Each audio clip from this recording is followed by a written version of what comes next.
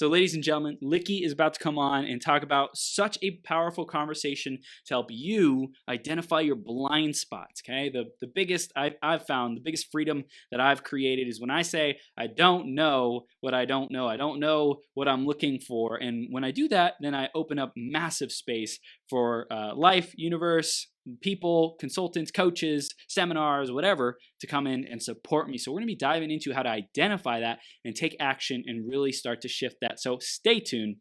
Before we dive into Likky's interview, I want you to know you are becoming your greatest possible self. You're tuned in to the show. You're taking steps. You're taking action on becoming your GPS. So thank you for being here, and I acknowledge you. Keep showing up. Keep being your GPS, because that is how you create the life of your dreams, okay? Next up is the iTunes review of the week, and this week it's going to be by C.A. Cleary. C.A. Cleary says, valuable and entertaining content. It's obvious that Chris really cares about becoming his best self and helping others to do the same. He listens well, asks thoughtful questions, and highlights action steps his audience can take for personal and professional development. His energy and enthusiasm make his interviews not only interesting, but enjoyable to listen to. C.A. Cleary, thank you so much for that review. If you want a chance to get shouted out on a future 12-hour live stream marathon and podcast, go to beyourgps.com/iTunes or search Greatest Possible Self on the Apple Podcast Store. Let us know what you love, what you want to see more of, and how we can improve the show for you. Thank you so much in advance. I'm going to introduce Likky in just a second here. Before that, grab a piece of paper, grab a pen. This guy has built a massively successful company, tech company, and now he is consulting some of the most amazing brands, companies, organizations to help them with their leadership, with management, to be able to spot these blind spots. So I know we're going to have a ton of value in this conversation. Make sure you stay all the way through to the end, because one of the things that he says could illuminate one of your blind spots. Often referred to as the blind spot navigator, Likky Lavji's passionate, candid nature engages audiences with his resonating message about leadership and organizational potential to power performance. As an executive business coach and keynote speaker, Likky has worked with leading organizations such as Lenovo Canada, Royal Bank of Canada, Canadian Cancer Society, and the Vancouver Airport Authority, just to name a few. Businesses and executives have recognized Likky for his ability to break through personal and organizational barriers, the reframing of a high-powered organization, and for his innovative approach to leadership innovation. And we are going to be diving into an incredible conversation here today with Likky. Likky, are you ready to rock the house, sir? How you doing, buddy? I'm doing amazing, man. Thank you for being here. We're going to have a blast today. The theme today, Likky, is the power of progression. We want to hear, what does that mean for you? You know, always moving up. I call it the compounding effect. Every day, learn something new and just move up to the next level. I love it, man. Darren Hardy, Compound Effect, was one of my literally, I think it was the very first personal development book I ever read. I was like, this is it, but it's going to take a long time. That's okay. Well, the funny part is you didn't know it was going to take a long time until you just started doing something every day, right? Yep. Like what it can take. So. Yeah, and you just get started, man. That's like, what is the phrase? When's the best time to plant a tree? 20 years ago. Okay, is it 20 years ago? No, it's today. So that's the second best time. So Likky, I mentioned a little bit about you in your intro, but in your own words, why don't you share what your focus is, what you stand for with the organizations you work with, and with illuminating these blind spots? Sure, I'd love to. You know, it's interesting. I come back from a entrepreneurial background where I work with organizations to do some sales strategies or business strategies, take them to the next level, organizations that have hit a ceiling and take them to the next level. Yeah. And I did that for many years. And the common theme was we would leave and they'd be excited to do the work. Yep. And I'd check up with them a few weeks later and nothing really got done. And that was really disheartening because I know they invested time and money into it. Yeah. So I started going back and asking what was in the way, what was going on. And the common theme I heard was, you know, that hard conversation you wanted me to have with that VP of mine, or that the salesman you wanted me to start motivating. I just didn't want to have that hard conversation. Well, hang on a second. You're at a C-level spot. Why are you afraid of having hard conversations? Yeah. What it came across was there's a lot of limiting beliefs in people's ways to get companies to the next level. Yeah. So I went back and started looking at, what that looked like. And I came up with not, I didn't come up with it. I mean, blind spots have been around for a while, but I started working with organizations on finding their functional and emotional blind spots that are stopping them from actually becoming high performers. Wow. So we focus on that. Now let's clear the path of what's stopping you from actually becoming the person or the company that you want to be. Wow, man. I love it. I love it. Likky, this is great. And I know we're going to dive into the strategies, tactics, how we can do that. But let's first go back into your journey, because you had a successful tech company that really, you build that foundation of success, which I think there's a lot of coaches and consultants out there that don't necessarily have the track record to stand upon to practice what they preach kind of thing. But you do, man. So tell us about that journey of building your tech company. Well, the word success, I'm going to take that really loosely, because as an entrepreneur, people always think that you've got it really easy and things are perfect for you. I had a company for 25 years. It did wonderful. We did very well at it. But there was also some times when we actually struggled quite a bit. And struggling points were when we want to take it to the next level. And that was based on what I thought was right, which is just moving ahead. But there were some failures in between. We learned from those, and that's what we're putting into place now to making sure that we move ahead. Now, when I sold my IT company, the idea was to sit back, relax, and enjoy life a little bit. And that lasted about 2 weeks. I got bored, and I was given a book by Bob Burg, which is the Go Givers philosophy book, and I gave away hundreds of copies of that book. And I loved it so much. I reached out to Bob. I said, I want to be part of this journey. And he says, yeah, come on down and become a speaker and a coach for us. But, I'm going to leave the speaker part conversation till a little later. I'm sure you want to ask me a little bit more about that in a bit. So, yeah. Wow. That's powerful, man. So you said, hey, I've had this track record. I thought I'd want to sell my company and just retire early and sit around and have fun and play all day long. And you recognize, hey, there's still more of my life's purpose, my life's work to be done. So you said, I'm going to go serve Bob Burg's community, the Go Giver community, be a coach for them, support people and organizations to be more effective at giving service, at giving, to be able to create a better company, better energy in an organization. Yeah, and a lot of people think the word "go givers" means pay it forward. It wasn't about that. It was more about giving more in value, so you can actually make a good, healthy living. It was a really good sales strategy book. So we started working with organizations to help them get to the next level on that perspective.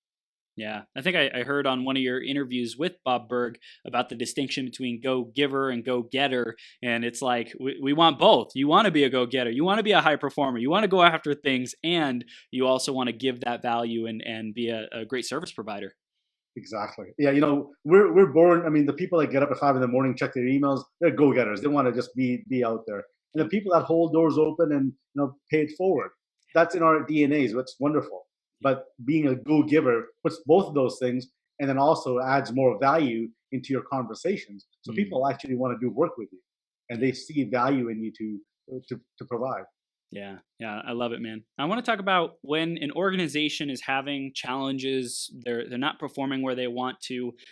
How do you start working with them? Where do you start with that, and what kind of challenges might they be facing, and how do you address those? Well, I usually get organizations calling me up and saying, we're having some challenges. We've hit a ceiling in our company, or we need some revenue. And can you come and do some sales training for us? And I start my conversations around, why do you want to do that?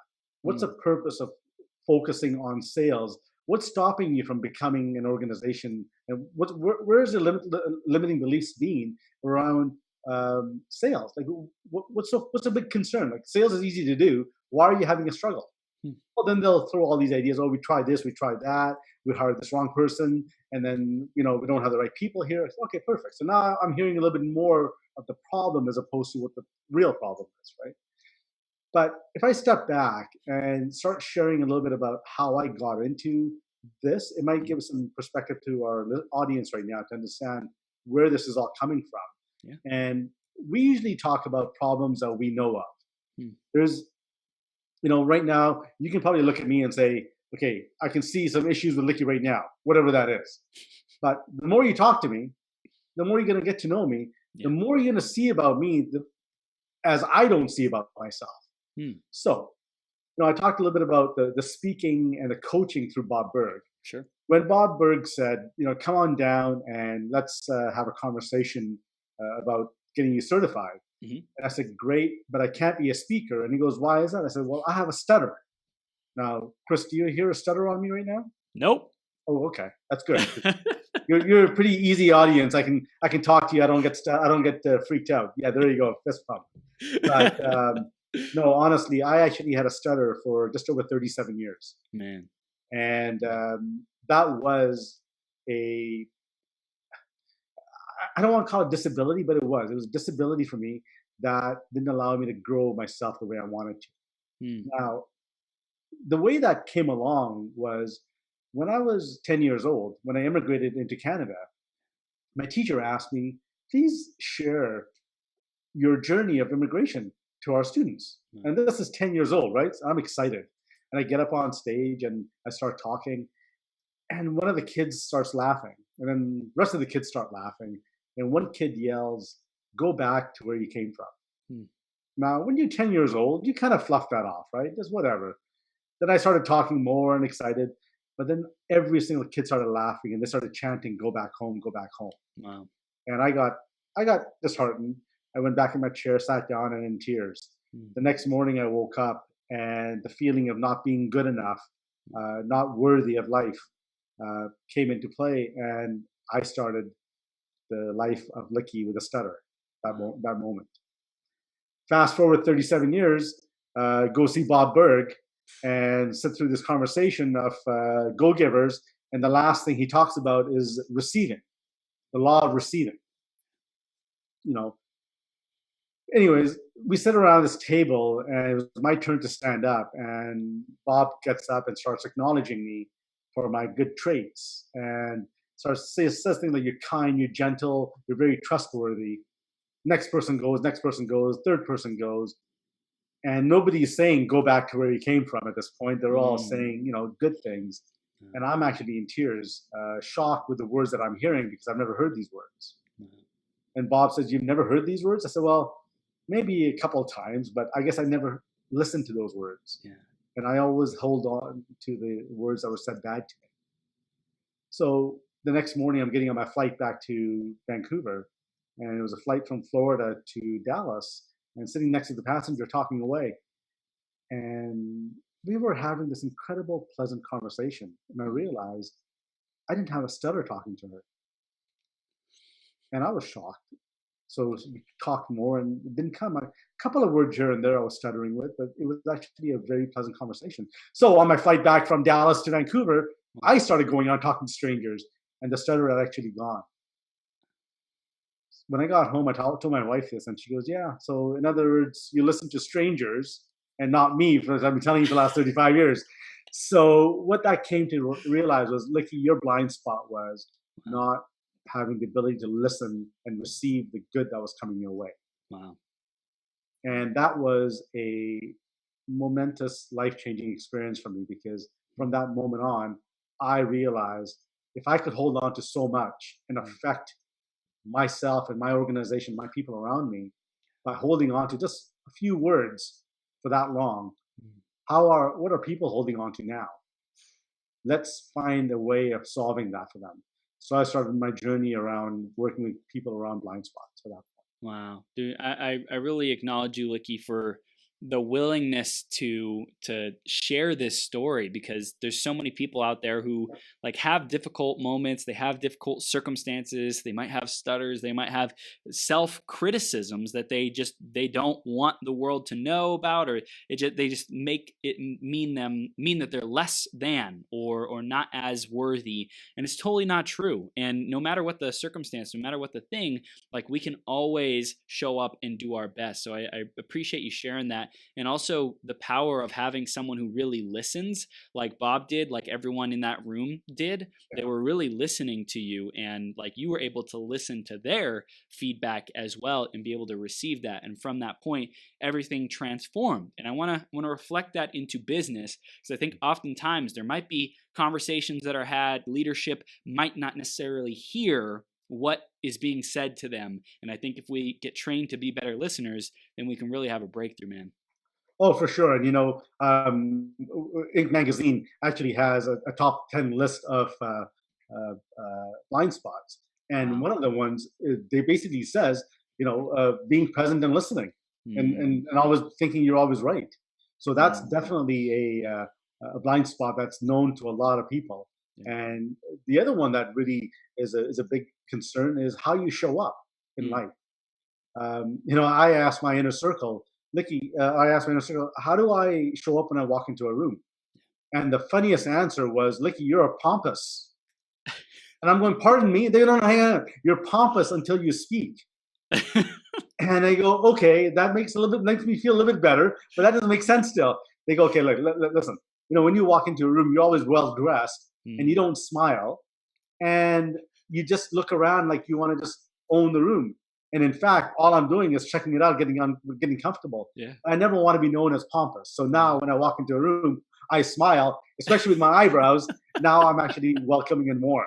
I don't want to be known as pompous. So that feedback was important. But if I was to ask you or your audience, are you going to go and ask your inner circle, how do you show up? Now, you want to hear the answers, and are you going to take actions on it? Wow. There's a simple thing right there. If somebody can ask a simple question, will they listen to that answer? And will they take the feedback and really do something about it? Wow. And how important is that? That's so powerful. And I want to like highlight that, do a stop action and say, hey, if you're listening to this, if you're watching this video, who is 1, 2, or 3 people? Let's start with one. Who's one person in your inner circle you are going to go ask this question of, how do I show up for you? Like what's the good, what works, what doesn't work, like ask for that feedback. And so you can hear both sides of the story. You can hear your strengths, and you can also hear what might not be working. I think that's so valuable to get both sides. And right now, listening to this, watching this, write it down on a piece of paper, write it down on your phone, put it in your phone of when you're going to schedule that conversation with this person. Because if it doesn't exist, if you don't take action on it, if you just think about this great conversation that Likky and I are having, then it does you no good. But if you go implement it, if you go, first of all, ask for the feedback, but then second, that's a 2-part, to go implement the feedback that they give to you, to go do something about that feedback, then that is like, it'll make such transformations. But most people aren't willing to do that work, Likky. Yeah, no, that's true. And I'm glad you highlighted that, because if anybody wants to do anything at all, or you want to get something out of this day, the biggest thing you can really find out is, who are you and who do you show up as? Because, there's a lot of things we know about ourselves. Like, I know for a fact that I only know one language. I know that I can't fly a plane. I know I'm not a surgeon. But there's a lot of things that others see about me that I can't see for myself. Yeah.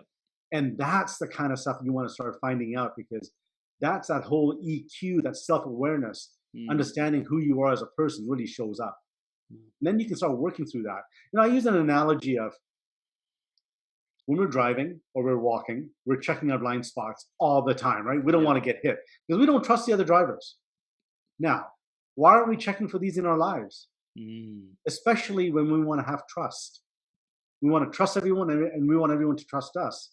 But we're not checking for blind spots on a daily basis. Wow. Another huge blind spot is trust. So it's really, what do you think it is that blocks people from getting that feedback? And then how can they shift that? How can they do something about it and work through that? Well, from what I understand, and with all the work that we've been doing with organizations, is this is not a common question. This is not a common way of working through what's in the way. Consultants, coaches that come in trying to solve a problem, and the problem that they see in the organization. They don't take a step back and say, what's stopping that organization from growing? Who is growing? And I love it when CEOs or the owner calls me up and says, listen, we heard about you, and you've made some shifts in organizations. Can you come and help us? I said, sure, I'd love to. I go and have a conversation. And within 10 minutes, I know the problem is the CEO. The way he's communicating, the way he's expecting, the way he looks, the way he shows up.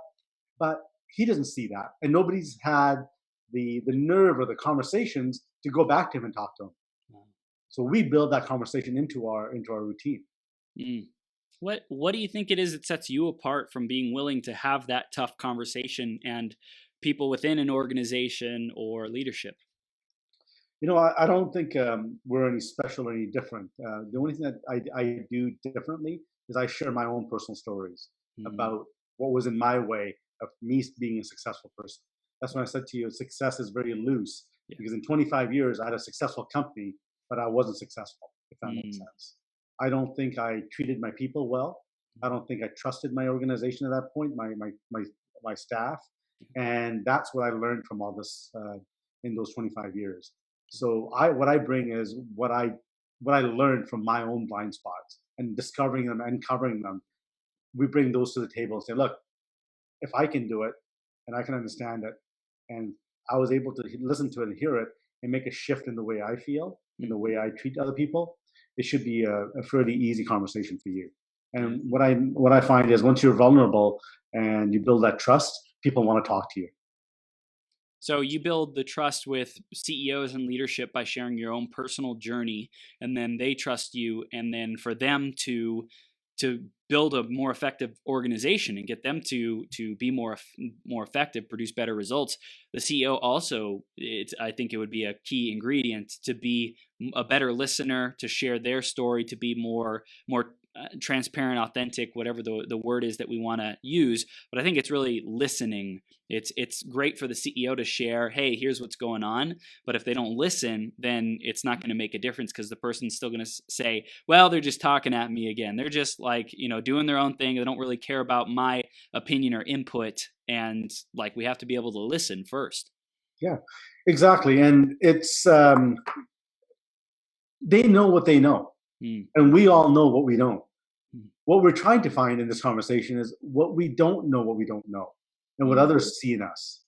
And if you're self-aware enough to have the patience and the understanding of hearing that, that's going to allow you to get to the next level. And that's when the shift in organizations happen. mm, It's like asking your clients, hey, how can I serve you better? mm, And they start telling you, well, you guys don't do a good job here, you don't do this well. And then you get your defense mechanism out saying, yeah, but we know we did all this for you already. And mm, you're fighting back. You're not listening to what the client's saying. mm. And are you learning from what other people are telling you? And that's the difference, is that sitting back and listening to what is being said to you and understanding that this is how you show up and this is what your patterns are. Wow. So, Hmm. Yeah. So having the humility to admit I don't know that I don't know. yeah, That's the first step. That's like ground zero. Then from there we start to be open to the feedback, be open to coaching, consulting from you, from people around us to get that better direction, and continuing to put our defenses and our ego aside so that we can let it land. exactly. Yeah. And, ego is a blind spot on its own, right? Why do Mm, we have ego? mm, It's a feeling that we're trying to protect ourselves from something. yeah. No different than I probably had a very large ego trying to protect my stutter. Mm, And I built a fortress on that, saying, "You don't need to tell me anything good because I'm a bad person." wow. That's another side of ego. So Mm, you've got to work with that as well. wow. Sure. So you go into organizations and you're able to work with the leadership. What do you do with the next level down, the management and employees, to make sure that their performance is improving? We start working, or I start working with organizations first with the C levels, Hmm. with the leadership team. HR is included in there usually, and we do some trust building exercises first. Hmm. They need to trust me that I know that they're in safe hands and this is a safe area. Now you're dealing with type A personalities, right? I did say C-level executives, so Hmm. these are all type A. So it takes a little bit of time to build that trust, Yeah. and we go through that. I share my vulnerability stories with them, and then I do some exercises with them, and they start building that trust, and they start loosening up a bit. Yeah. And once they feel okay, this is making sense, Hmm. then we will go in and take a C-level along with their business unit and do the similar exercises with middle management, Mm. and then you filter down that way. Wow. You can't go into an organization just by having one conversation. It doesn't work because it all has to be different levels, and you've got to. They have to have trust. If I walked in into the frontline staff and started doing a blind spot exercise, they're going to say, okay, well, that's great, but that CEO over there, he doesn't trust us. Doesn't he have a blind spot? So we have to resolve that first. Mm. And with organizations, there's this cultural momentum that might exist. Like this is the way that it is in the organization. How do you address an employee or a C-level who thinks, well, it's just going to stay this way because that's what everyone else is doing? Well, it's going to stay that way if you want it to stay that way, and that's okay if you're comfortable with that. But if they're aware that that's not normal, what's not normal about it? Let's ask the question: what's stopping you, and why is that causing a concern? Is that a functional blind spot of the organization, or is that a emotional, personal blind spot of the ownership or the management team? What's causing that? What's causing the culture to be in that way it is? Is it the leader saying, I don't want any water cooler talk, but he turns around and does water cooler talk himself? So what is the actual culture that's causing that to happen? And people always say, well, you can't change anything here. Well, you can if you wanted to. And it only takes one person to make that change. Yeah. I think a lot of people also, a lot of high performers, CEOs, C-level executives, they'll say, I want change. But then when it comes to actually doing the work to fulfill that change, they might have some resistance there. How do you address those people? Well, in my keynote, I use this example. I say I go into organizations and I work with business strategies and sales strategies, and they're excited to do the work. And when I leave, they just don't do it. They resist that hard work. They don't want to look bad, and they don't want to be judged and look ashamed. So yeah, that all comes into play. That's that whole limiting belief comes into play, right? So we got to work. We have to work through that, and it's baby steps. And the easiest thing to do is what we just talked about a few minutes ago, was just ask how you show up. And if you can take that answer and do something with it, now you're ready for the next step. And the next step comes into trust. And I'll share a small story about trust with me. So I had a hard time trusting people, and I didn't realize why.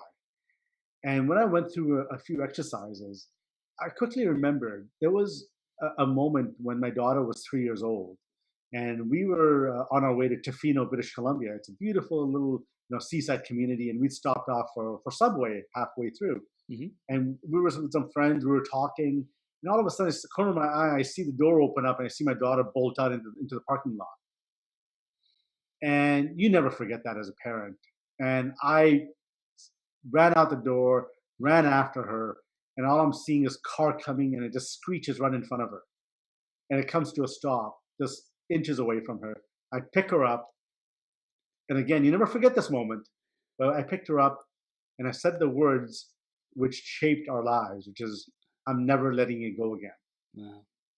Now that I forgot, but every action I took after that, I never let her go. I became an untrusting dad, thinking I was protecting her, but in fact, I was untrusting of not just her, of everybody around her, that they're going to hurt her. Yeah. But that went back. Then after I found that out, I went back into looking. Okay, listen, my dad passed away when I was 3 years old. My grandfather passed away when I was 5. My best friend passed away at 16 from a car accident. So my thing was, anybody close to me is going to leave me. So trust was very difficult. But that showed up in my work. I had incredible staff working with me, but I didn't trust them. And that affected culture. Even though I said I trusted you, but I didn't. Not in a bad way, but I just didn't trust. Right. So once I dealt with that issue, that really opened up a whole new can of worms. Yeah. And the apologies I had to make, making it right. But now trust and vulnerability is really close to my heart. And I teach it, and I work and I live it through ongoing. I mean, it's hard to trust on an ongoing basis and being vulnerable, but that's what allows me to be the person who I am at this point. Yeah. Likky, that was powerful, man. Very, very powerful story. And I think a lot of us can put ourselves in the shoes that you were in. And I think our personal stuff, our personal journey influences our life and our business so much more than we recognize. So would it be fair to say that you do work internally inside the organization, as well as if people are having blind spots from their own personal life, they get to get that cleaned up and cleared up and completed too. For sure. And, we will start wherever is needed. Yeah. And we'll start with functional or organizational blind spots. And we'll go in and have a look at the organization, see what's going on, where the culture is lacking, and where that ownership wants to take that company. Yep. And we'll look at it. It might just be functional blind spots that they haven't seen that's causing them to grow. Or it may be emotional, personal blind spots. And we'll bring those all into play. Because it's not one or the other. It's not, you don't have to have both. You can have one or the other. So it all depends on what the situation is and what the reasons are. But 9 times out of 10, I haven't talked to anybody who doesn't have any personal blind spots. Yeah. Right. Yeah. And if they say they have no blind spots, well, there's your number one blind spot. It's powerful. And also, I think the let's say a deeper, more personal blind spot may not surface at a certain level of the business success or hitting a ceiling, but to get to the further level, it might come out and it might say, okay, so we're doing all the functional stuff effectively. We've reached a new level of success, but now we're stuck here. And so now it might be more of a personal thing. So it like you said, it's a case by case basis, whatever the company is dealing with, wherever they want to get to, whatever might be stopping them. Then you just go in, you see, hey, what's working, what's not working.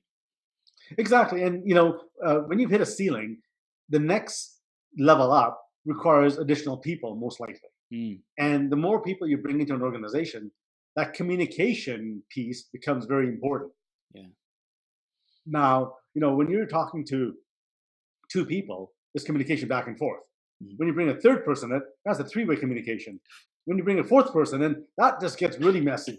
Imagine going from 6 to 10 to 20. Yeah. It's that trust that has to be built and a communication that being present and listening and taking guidance and taking feedback all plays into that growth. It's not just putting in systems and processes of growing. Yeah. It's a communication factor. So yeah, definitely when you hit a ceiling, you definitely have to work on all the blind spots that are going to be stopping you from that next level. If communication isn't effectively going down the chain of command, so to speak, and going throughout the organization, what are some challenges that people can address with that? Well, number 7 and number 8 on Inc.'s magazine, the top blind spots. Number 7 is driven by a personal agenda, and number 8 is emotional blackmail. Wow. Those are the 2 biggest reasons why communication doesn't filter down. They don't want to look bad, they have a personal agenda, or they just don't care. Right? So when communication isn't being filtered down effectively, it's a lack of communication. And that's a personal reason why it's not communicated. And it comes from either not caring because you don't want to play that level of excellence, or it puts you in a vulnerable position by you saying something. And you don't want to be outspoken for some reason. You may not want to be taken out of context because of a limiting belief that you may have. If there's a team that used to be performing effectively, but then over time a rift has been created in the team, is there anything else that we should be looking for other than asking how am I showing up? Is there anything else that we could do in that kind of a scenario?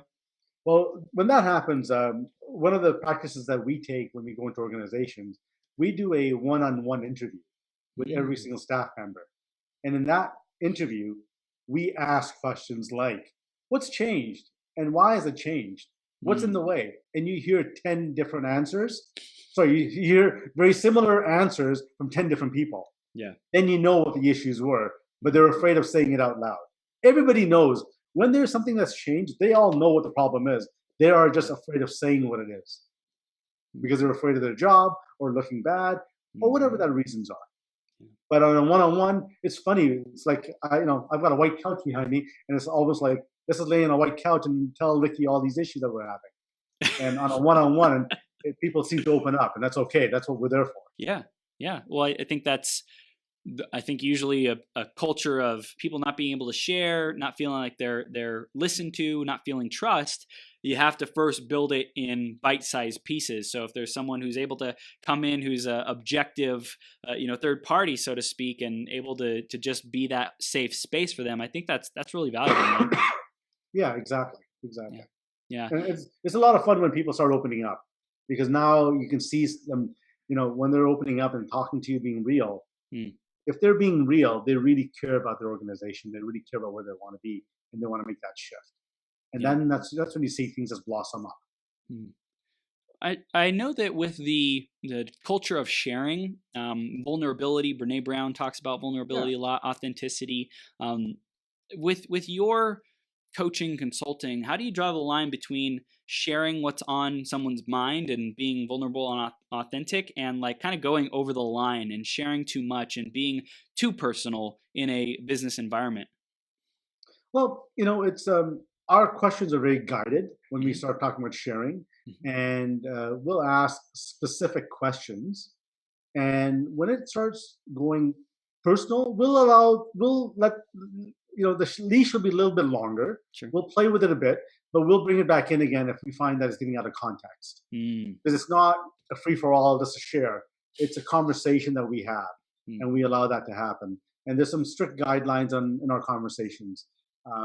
But what ends up happening is, like I just shared a story about trust in my daughter. Yeah. Not very business oriented at all, but the impact that story has in organizations is huge. So I never stop people from sharing their personal stories, because we don't know what that impact's going to be. But if we find it's getting too personal and it's becoming more of a soap opera box, we'll stop it. We'll bring it back into the business aspect of it. Wow, that's great, man. I love your approach, Likky. When you're speaking on stage, how does that differ from like doing a keynote versus going into a corporation and like really rolling your sleeves up and getting to work? What's the difference? Well, I mean, I only have 45 minutes on the keynote, so I share a couple of my key stories and give some tidbits about how to find blind spots. Yeah. But it's a very engaging conversation, and it's almost like a workshop. You could take that information from the keynote and start self-utilizing it and seeing where your blind spots are. What I do know is when you leave those keynotes, you are aware that you have blind spots, and you're starting to look for them already. So that's a big key about personal blind spots, and you'll start looking at your business operations a little bit differently. But when we come in, we're rolling our sleeves up, and it gets messy, it gets dirty.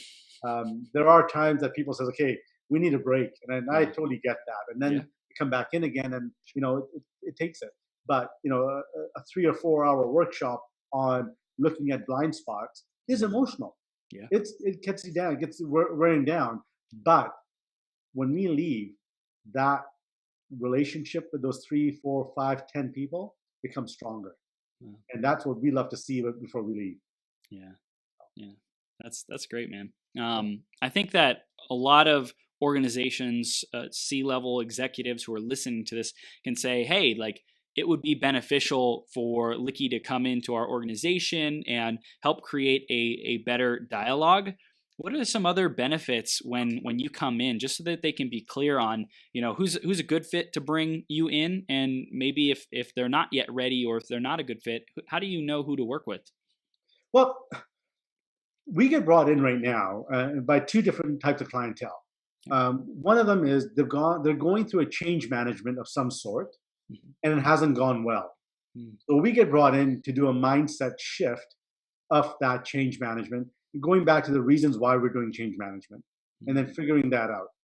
The second audience that we get brought into for is they've heard me on a keynote and saying, this kind of makes sense, because we've been trying all these different things, all these different consultants and coaches to help our businesses grow, but they leave and we go back to our old ways. So that's the people that we get excited to talk to about, because we know what was in their way, which is themselves. And we just work with them. And there's no blaming. It's just, okay, let's just go through what you did work on, and let's find out why it didn't work.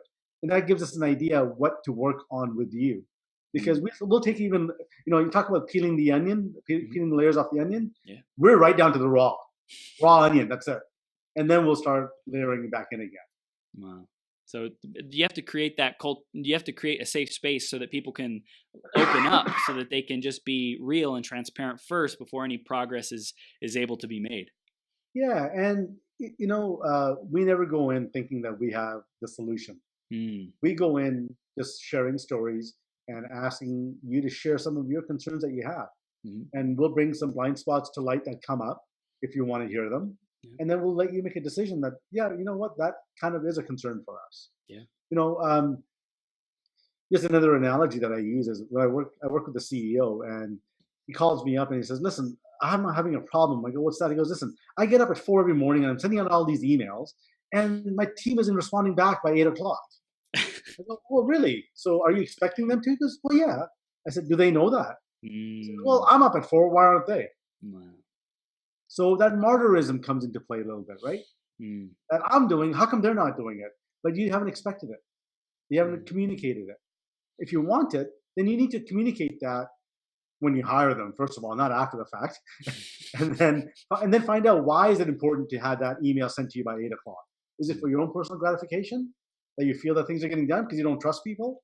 Or is it that customers are impacted that you haven't gotten back by 8 o'clock? What's the real reasons?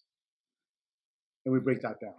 Wow, that's so powerful. I think there's so many different places that a business might be messed up or not performing effectively, I should say, just not working as well as it could.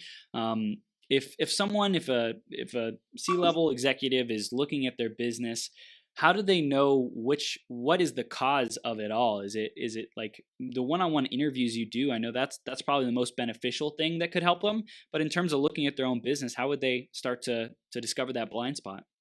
Well, through our workshops, when we do the interviews first, and we do workshops, and we go through some of these inner circle questions, diving into what the functional and emotional blind spots are, it comes to light fairly quickly.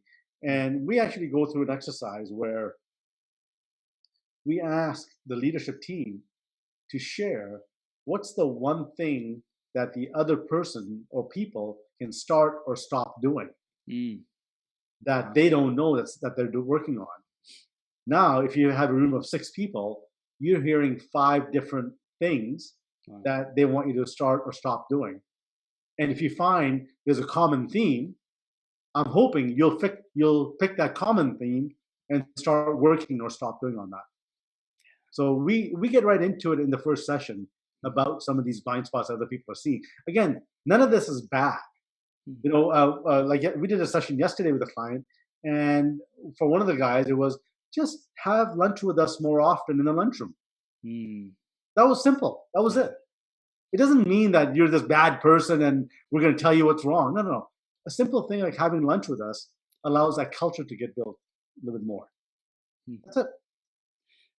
I've heard the phrase "it's nothing personal, it's just business" a number of times, and I'm curious, how does someone operate out of that philosophy? Like if they have been saying, "Hey, well, I'm supposed to keep business and not bring my personal life into it." Like how do they keep? Is it possible to keep those two separate, or is that a conversation that you try to disrupt, or how would you approach that conversation?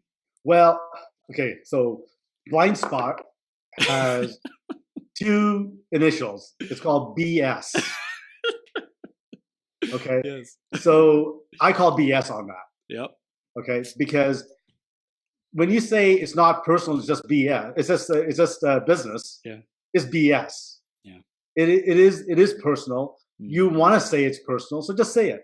A lot of people don't have a complete conversation because they're trying to avoid the hard conversation. Yeah. So just have it. Now, you just can't have it if the trust isn't built. Patrick Lencioni does an incredible job with the 5 dysfunctionals of a team leader. And the bottom foundation is trust. We avoid that bottom foundation. We just want to go to the top, which is results. Let's just get those results done. We'll get commitment and we'll get results. And at the end of the day, it doesn't happen that way. You've got to have that functional trust into place. Then you can have some good conflict and good conversations. Then you can get commitment, accountability, and results. Yeah. So you have to work through that. So that whole thing about it's personal business, BS. Now, I'm not saying that you have to be the same everywhere, You know, you can't, like, imagine me being a coach at home all the time. That's not a good thing. Doesn't work that way. Nope. I have to be who I am at home, Yes. right? Not the coach Likky. That's not Mm, going to be good to the family right. all the time.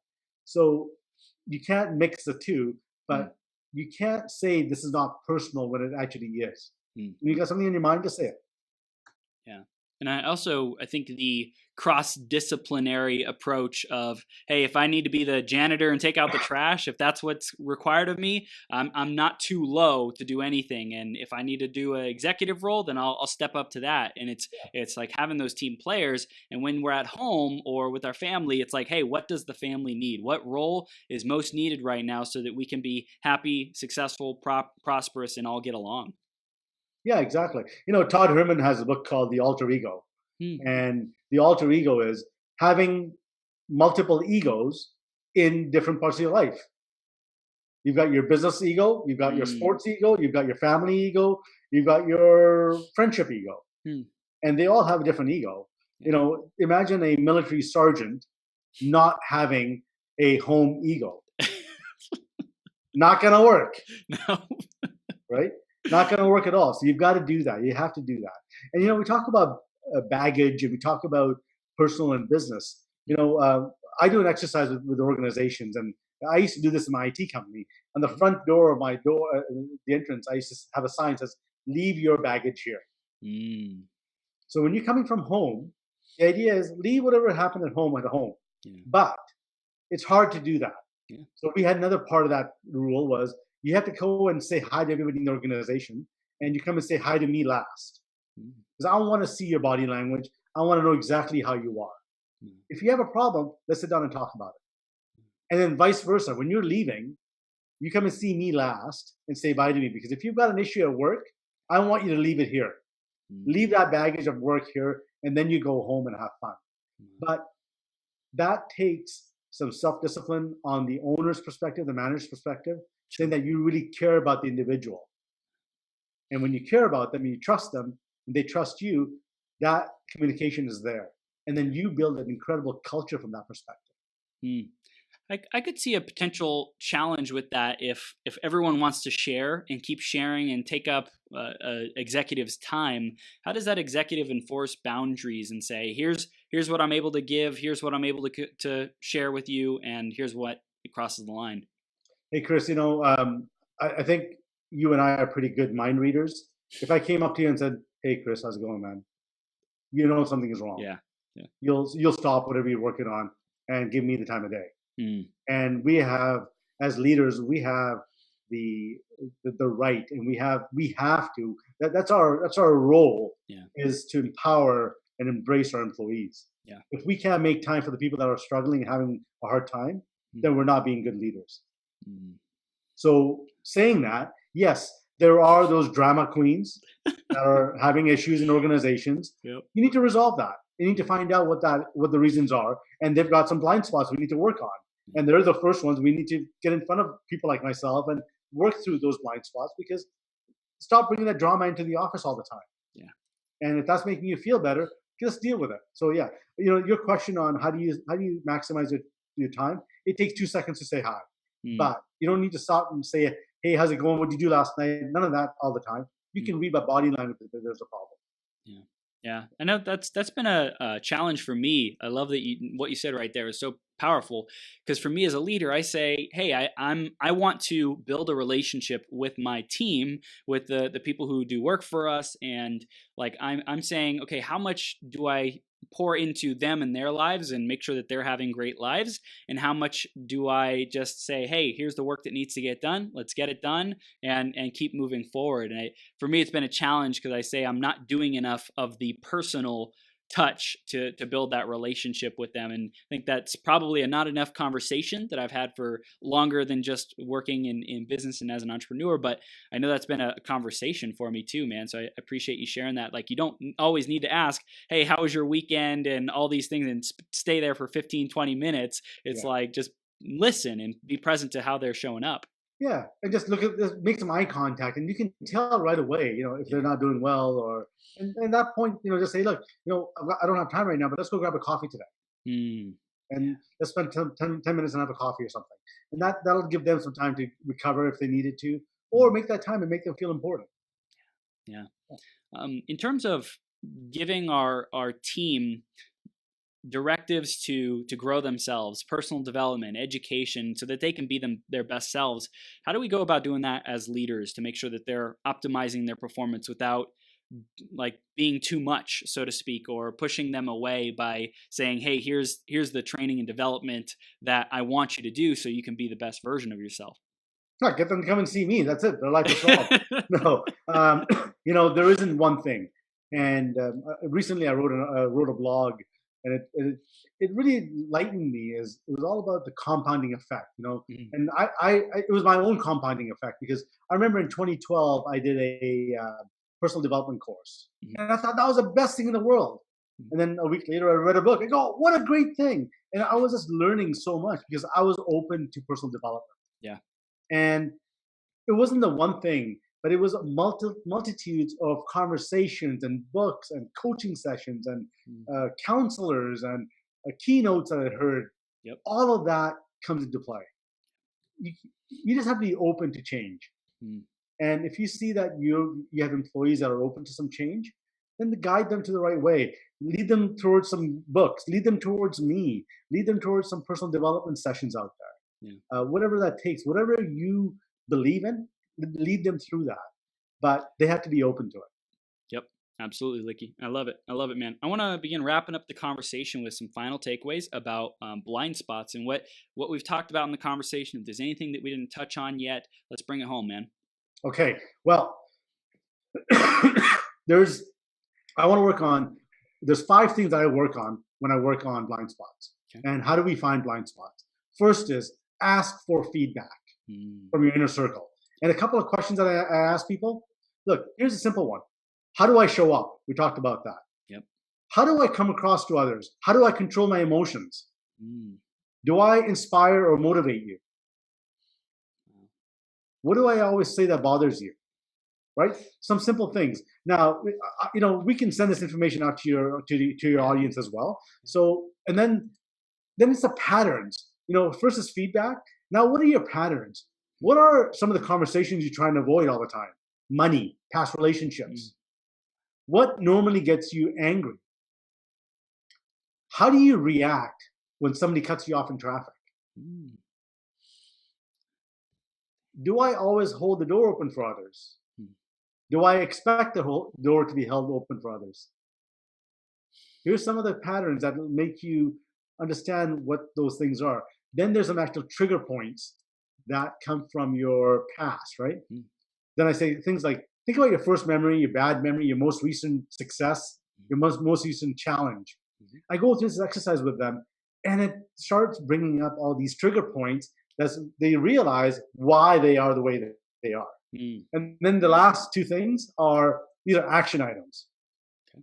Be authentic, and then learn to receive. Receive the words that are being said to you. Be really, really present so you can hear what people are saying. And don't judge when they say something to you. Just listen to it because they're telling you because you asked them. Boom. Likky, this has been amazing, man. How do people take those next steps with you? How can they get in contact with you to bring you into their organization, to do workshops, do keynotes? How do they get in contact with you, man? The easiest way is reach out to me at success@likkylavji.com. Okay. So success, and then at LIKKYLAVJI.com. And we'll set up a call. I'm open to that. Or send me an email and I can send you my 10 tips and how to find blind spots as well. Sweet. Likky, this has been powerful. And I know any executive who's listening to this is like, all right, I got some homework to do, but it really will make the difference, man. I can tell that organizations open up, there becomes more trust, there becomes more efficiency and effectiveness, communication, so that they can achieve better results, man. So I really appreciate the work that you do, and thank you so much for sharing with our audience about what we can do to find our own blind spots and create more success, man. I appreciate you. Well, Chris, thanks a lot for having me on this, and I love what you do for the community. So thank you for keeping it up. Thank you, brother. You have a great day. All right.